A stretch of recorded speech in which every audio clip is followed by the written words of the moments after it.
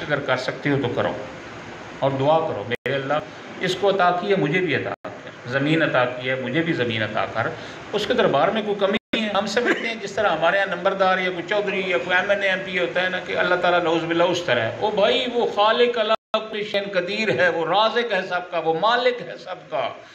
اس کے یہاں یہ نہیں ہے کہ تو نے مانگا تو اس کے یہاں کمی ہو جائے گی۔ اللہ سے جب مانگ رہا ہے تو کھلے دل سے مانگا کر۔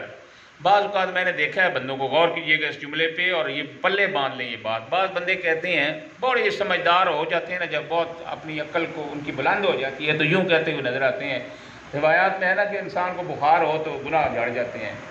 تو بعض بندوں کو میں نے دیکھا کہ وہ جی دعا کرو اللہ تعالیٰ مجھے بخار دے، توجہ فرمائی آپ نے؟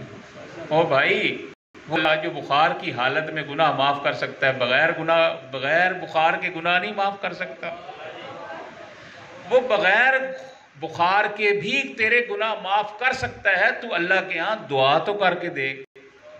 اور مجلس امام حسین میں آ کے نا امید کہ میرے گناہ جو ہے ایسے معاف نہیں ہوں گے، مجھے نہ خدا نہ خواستہ بخار ہوگا تب نہیں، وہ کریم اللہ بغیر بخار دیے بھی تیرے گناہ معاف کر سکتا ہے، جب ہے وہ اللہ کل شیء قدیر، جب ہے وہ خالق، جب ہے مالک۔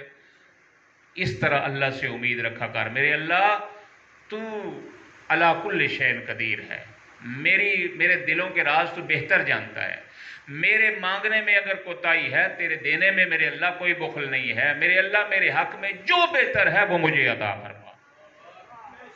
تکبر نہیں ہونا چاہیے اور پھر حسد نہیں ہونا چاہیے۔ اچھا حسد، میں عرض کر رہا تھا کہ روایت پڑھنے لگا ہوں، ہمارے اہل سنت برادران کے منابع میں یہ ہے، میں پڑھوں گا، بانی مجلس سے لے کے چھوٹے بچے تک ہر بندہ خوش ہوگا اس روایت کو سن کے، اور اگر خوش نہ ہوا تو مجھے بتائیے گا بعد میں۔ حسد کس میں ہے؟ حسد ہے کس کے پاس؟ حسد کے اگر 100 درجے ہیں نا، 100 درجے، 100 میں سے 99 درجے جو ہیں وہ کس کے پاس ہیں؟ وہ اہل سنت کے ہاں جو منابع ہیں ان میں یہ لکھا ہوا ہے الحسد للعلماء، حسد ہے مولویوں کے پاس۔ اندر سے خوش ہوئے ہیں نا سارے؟ ہوئے ہیں یا نہیں ہوئے؟ صلوات پڑھیں بآواز بلند، اللہم صلی علی محمد۔ الحسد للعلماء، حسد ہے مولویوں کے پاس۔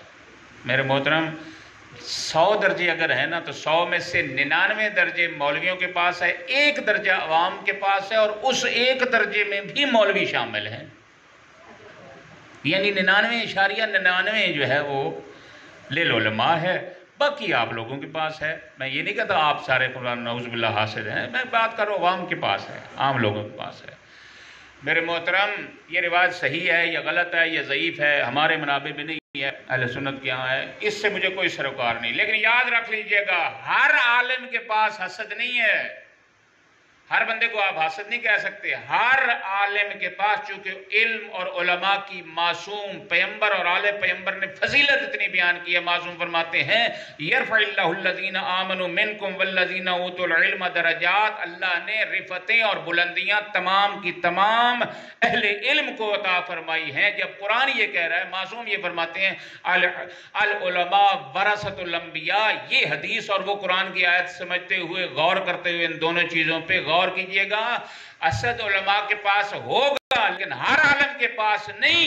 اس عالم کے پاس حسد ہے جسے 2023 تک کے اس پڑھے لکھے زمانے میں بھی یہ پتہ نہیں چل سکا ابو سفیان کون تھا، حضرت عمران کون تھا، امیر شام کون تھا، علی مرتضیٰ کون تھا، جو یہ کہتے ہوئے نظر آتے ہیں کچھ فرق نہیں۔ صلوات پڑھیں بآواز بلند، اللہم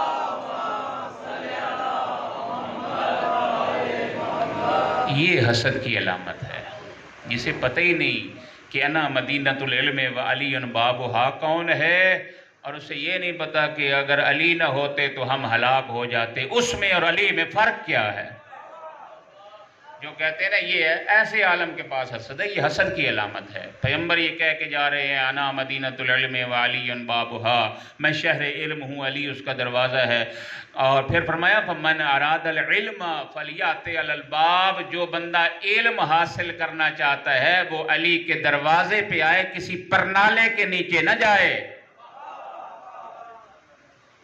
فلیات الباب، باب یعنی علی مرتضیٰ کے دروازے پہ. اور بڑا خوبصورت جملہ امام محمد باقر علیہ السلام کا. حضرت فرماتے ہیں علم کی فضیلت پہ، حضرت فرماتے ہیں علم وہی ہے جو ہمارے دروازے سے ملے، جو ہمارے دروازے سے نہ ملے وہ کچھ اور تو ہو سکتا ہے، علم نہیں ہو سکتا. اور علم اتنی بڑی فضیلت ہے، توجہ میری طرف رہے، علم اتنی بڑی فضیلت ہے. امیر المومنین قبلہ صاحب اجازت ہو تو جملہ کروں. امیر المومنین علم کی فضیلت اور جہالت کی مذمت پہ، ہم تو سارے عالم ہیں نا، مجھ جیسے بندوں کو جب علامہ کہتے ہیں نا تو ہم خوشی سے پھول جاتے ہیں. معصوم فرماتے ہیں وہ بندہ جو اپنے آپ کو عالم کہے فہو جاہل، وہ جاہل ہے. امام صادق علیہ السلام کا وہ واقعہ یاد ہے نا جس میں ایک عیسائی کے ساتھ، راہب کے ساتھ مکالمہ ہوا. امیر المومنین کے پوتے علی ابن ابی طالب کے پوتے، باب العلم کے پوتے سے جب یہ سوال کیا گیا نا صادق آل محمد سے، آپ مسلمانوں کے عالم ہیں؟ فرمایا میں جاہل نہیں ہوں. یہ نہیں کہا میں عالم ہوں، فرمایا میں جاہل نہیں ہوں. یوں بات کرنا سیکھو. ہمیں تو 4 لفظ آئے تو ہم ایسے منہ ایسے کر کے جناب کہتے ہیں یہ تو سارے جاہل بیٹھے ہوئے ہیں. بات کرتے ہوئے جناب علی کسی سے سیدھا منہ کر کے بات کرتے 4 لفظ آ جائے. او بھائی مٹا دے اپنی ہستی کو. تو کون سا عالم ہے؟ محمد و آل محمد سے کچھ سیکھ، سیرت آل محمد کو اپنا. میں کہیں دور تلنی بات نہ ہو جائے میرے محترم، حسد علماء کے پاس ہے اور ہر عالم کے پاس ہے. اس عالم کے پاس وہ حسد ہی ہے. جب یہ امام حسین علیہ السلام تو نہیں ہے میرے محترم، واقعہ کربلا ہو رہا تھا، امام حسین علیہ السلام خطبے دے رہے تھے تو امام نے پوچھا لوگوں سے. اب بات سے بات نکلتی ہے تو میں کہیں اور نہ چلا جاؤں. امام نے پوچھا کیا تم یہ نہیں جانتے میں فرزند رسول ہوں، زہرا کا بیٹا ہوں، علی کا بیٹا ہوں، رسول اللہ کا بیٹا ہوں؟ کہتے تھے جانتے ہیں. تو پھر میرے قتل میں کیوں ہاتھ ڈالتے ہو؟ بغض لابی، حسد، بغض تیرے باپ کے ساتھ، علی کے ساتھ جو بغض ہے نا، اس وجہ سے ہم تیرے قتل میں ہاتھ ڈال رہے ہیں. یہ حسد بڑی بری چیز ہے، حسد بہت بری چیز ہے میرے محترم. شیطان اور فرعون کا، قبلہ صاحب سید نعمت اللہ جزائری نے ایک مکالمہ لکھا ہے فرعون اور شیطان کا. ایک دفعہ شیطان اور فرعون کے آپس میں گپ شپ ہو گئی. مکالمہ سید نعمت اللہ جزائری نے لکھا ہے کہ فرعون جو ہے وہ گھر میں بیٹھا تھا اور شیطان آ گیا اوپر سے.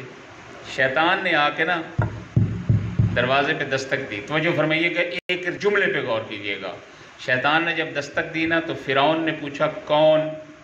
شیطان تھا تو شیطان، لیکن کہنے لگا کہ اے فرعون بدبخت انسان، تجھے یہ نہیں پتا تیرے دروازے پہ کون ہے، تو خدا بنا پھرتا ہے.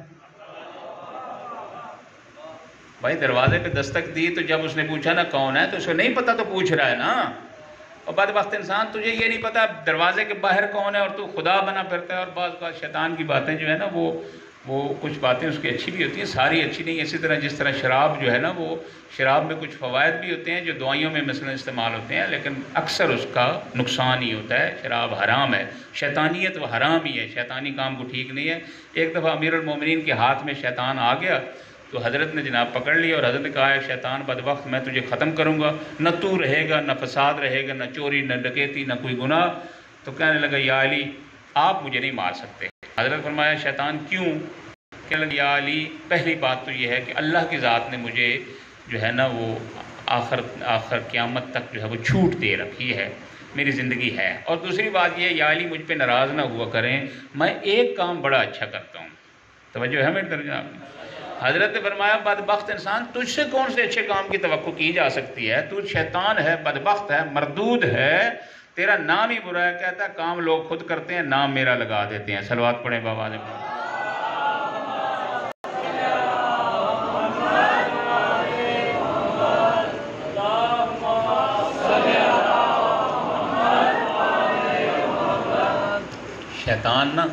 شیطان کا کام صرف اشارہ کر رہا ہوں، شیطان کا کام صرف یہ ہے بس. اس کے بعد ہم خود کام کرتے ہیں باقی.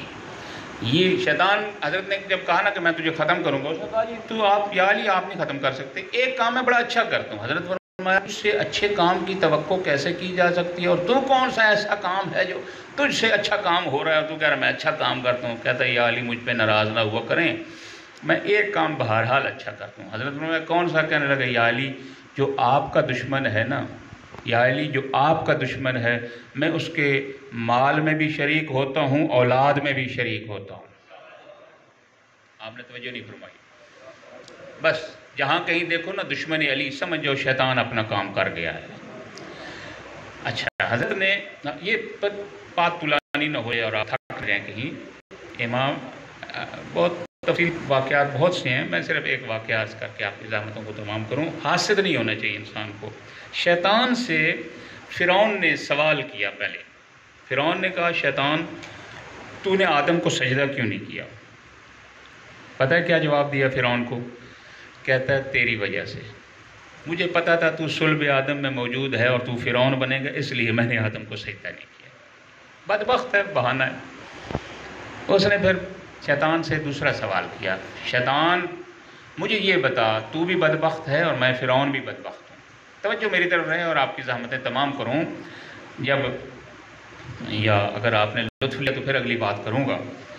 جی، شیطان سے سوال کیا کہ شیطان اس اللہ کی بھری مخلوق میں تجھ سے اور مجھ سے کوئی برا انسان بھی ہے؟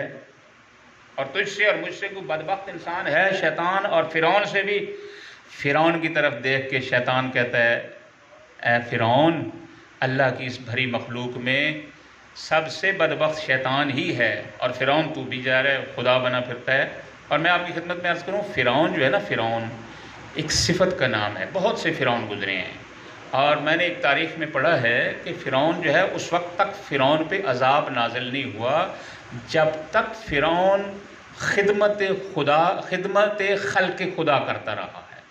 سخاوت کی مثال دی ہے نا آپ کو میرے محترم، جب تک اس نے سخاوت کی ہے نا تب تک اسے عذاب خداوندی نازل نہیں ہوا۔ جب اس نے تکبر کیا ہے نا اور بندے اس کے دربار میں آنے شروع ہوئے اور اس نے واپس کرنے شروع کر دیے، اس وقت عذاب خداوندی نازل۔ اچھا، شیطان سے کہا نا جب اس نے کہ شیطان مجھے یہ بتا تجھ سے اور مجھ سے بھی بدبخت کوئی اللہ کی مخلوق میں کائنات میں ہے؟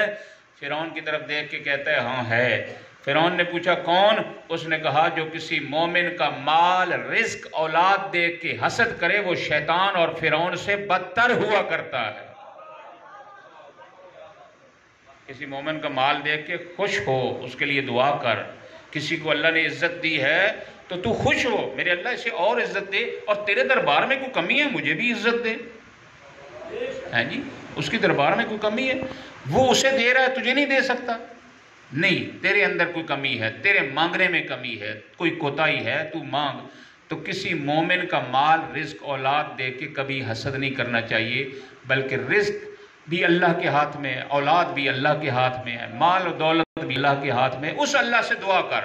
اور تیرے پاس تو وسیلے ایسے عظیم ہیں کہ جن کے وسیلے سے وہ دعا رد کرتا ہی نہیں ہے، اور وہ ہستیاں محمد و آل محمد کا گھرانہ ہے۔ میرے محترم، یہ وہ ایام ہیں جو آل رسول پر گریے کے دن ہیں۔